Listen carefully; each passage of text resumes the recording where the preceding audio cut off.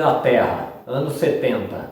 Jovens que cresceram ouvindo Deep Purple, Led Zeppelin, Black Sabbath, UFO, Thin Lizzy, Budgie, Judas Priest e etc., cansados da cena musical de então, disco, new wave, punk, apesar do estilo ter deixado como herança a política do faça você mesmo, mostrando que para montar sua banda não havia necessidade de ser um músico exímio e nem estar numa gravadora. Começaram a montar seus próprios grupos, executando uma música com uma batida mais acelerada, acordes vigorosos, riffs e solos de guitarras mais rápidos e melódicos, vocais clamados e letras inspiradas na mitologia, fantasia e ocultismo. Refiro-me a New Wave of British Heavy Metal, a nova onda do heavy metal britânico.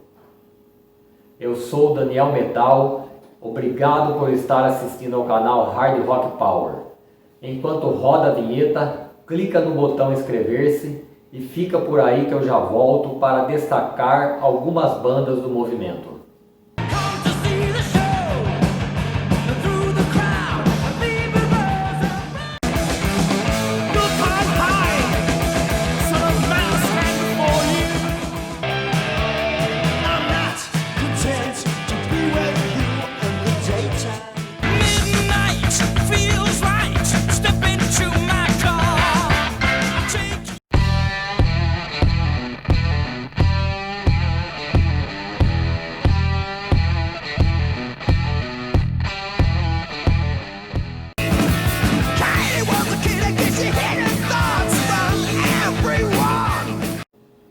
Banda de onde saiu Bruce Dickinson, o Samson chamava bastante atenção por causa de seu baterista, Thunderstick, que costumava tocar mascarado e dentro de uma jaula.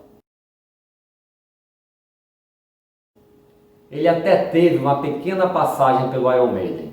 Talvez possa ser atribuído ao Samson os primeiros registros do movimento, pois lançaram singles em 1978. Antes de Dickinson integrá-la.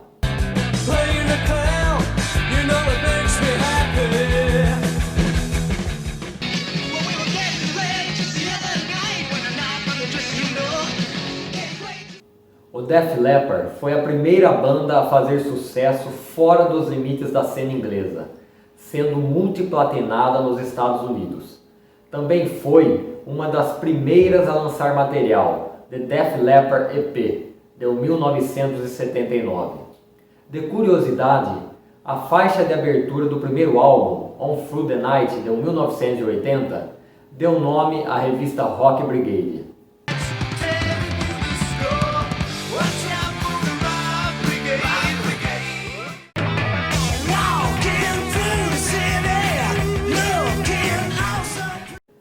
Outra pioneiríssima da cena, o Iron Maiden também teve seu primeiro registro em vinil em 79, o EP The Soundhouse Tapes. Junto ao Def Leppard, foi outra banda do movimento que conseguiu romper os limites da cena inglesa. A superioridade em relação às demais bandas da cena sempre foi gritante. Teve os melhores músicos, as melhores composições, as melhores produções, a melhor gravadora.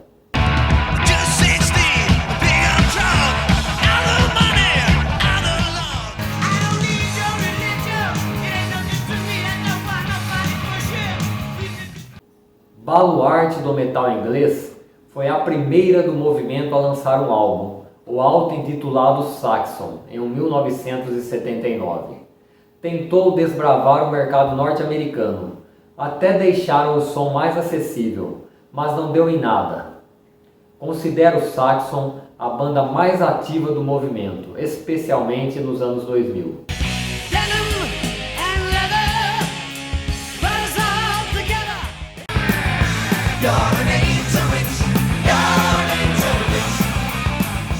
Sem dúvida, o Angel Witch foi uma das bandas mais promissoras da cena, chegando a rivalizar com Iron Maiden em um primeiro momento, com quem disputou o contrato com a gravadora EMI.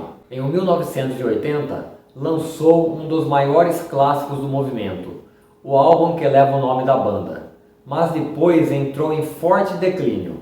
Só conseguiu dar uma recuperada atualmente, com o álbum Angel of Light, de 2019.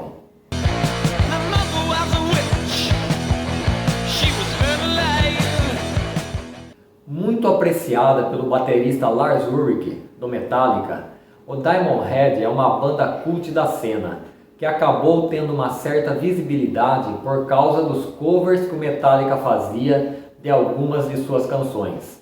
Mas foi outra das incontáveis bandas do movimento que não decolaram.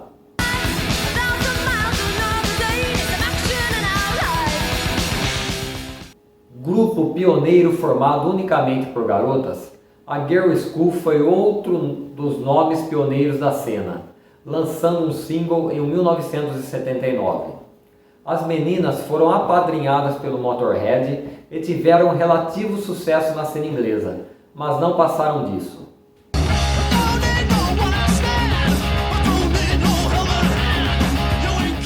Uma das mais antigas da cena, o Raven, foi formado em 74, tendo seu primeiro registro, um single, em 1980.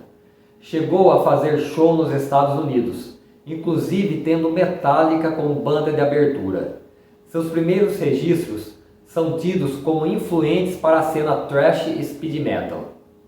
Se autodenominavam como athletic rock.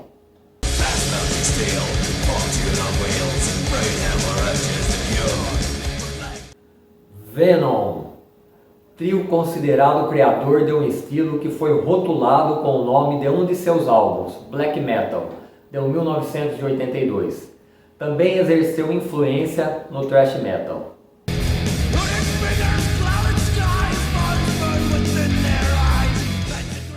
Um DJ chamado Neil Kay assume um espaço no pub Bandwagon, chamado de The Sound House, até que em abril de 79 organiza um show com os três nomes mais proeminentes da cena, Angel Witch na abertura, depois Iron Maiden e Samson como headliner.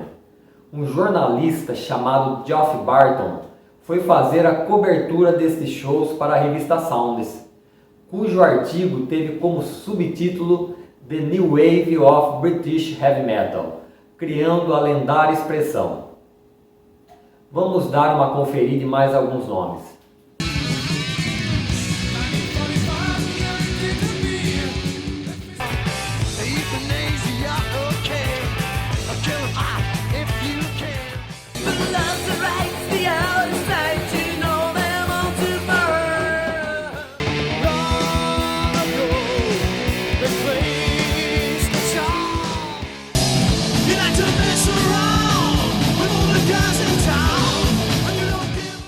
Mais algumas dezenas de bandas fizeram parte do movimento, algumas mais pesadas, outras mais leves, algumas mais técnicas, outras mais cruas, algumas com bons materiais, outras nem tanto. Raríssimas conseguiram assinar com grandes gravadoras e saíram do underground. O movimento foi forte até meados da década de 80, quando começou a entrar em declínio, até que se extinguiu antes mesmo do final da década. Extinguiu-se se, e somente se, considerarmos que houve um movimento de fato, uma nova onda. Em sua autobiografia, Bruce Dickinson, na época em que estava no Samson, menciona, entre outras coisas a respeito, que a nova onda do metal britânico não tinha nada de nova. Era uma velha onda ignorada pela mídia mainstream, e que considerava um título absurdo. Menciona ainda que nem sabia da existência desse movimento. Lars Ulrich, sabemos, foi um grande apreciador e colecionador de bandas do metal britânico, mas quando chegou a Los Angeles, se sentia um deslocado. Segundo suas próprias palavras, abre aspas, havia uns 500 garotos com camisetas da Lacoste e um cara com a camiseta do Saxon, eu, fecha aspas. Muito, mas muito particularmente falando, entendo que a nova onda do metal britânico, em determinado momento da história do metal, começou a ser supervalorizada, apontada como influente, sendo dada a ela, no meu entender, uma importância maior do que realmente teve. Como que poderia ser influente se apenas 2 bandas conseguiram sucesso fora da cena inglesa? Os já mencionados Def Leppard e Iron Maiden. Lembrando que Motorhead e Judas Priest não fizeram parte desta nova onda, já eram bandas estabelecidas. Várias bandas voltaram à ativa nos anos 2000 e, ao menos no quesito produção, lançaram seus melhores trabalhos.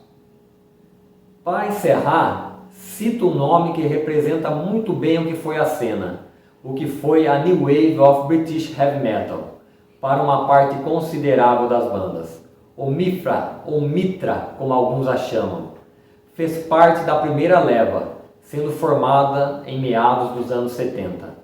Lançaram um EP considerado cult da cena, Death and Destiny, em 1979. Batalharam muito, mas só conseguiram de fato lançar seu primeiro álbum em 2017, apropriadamente batizado de Still Burning.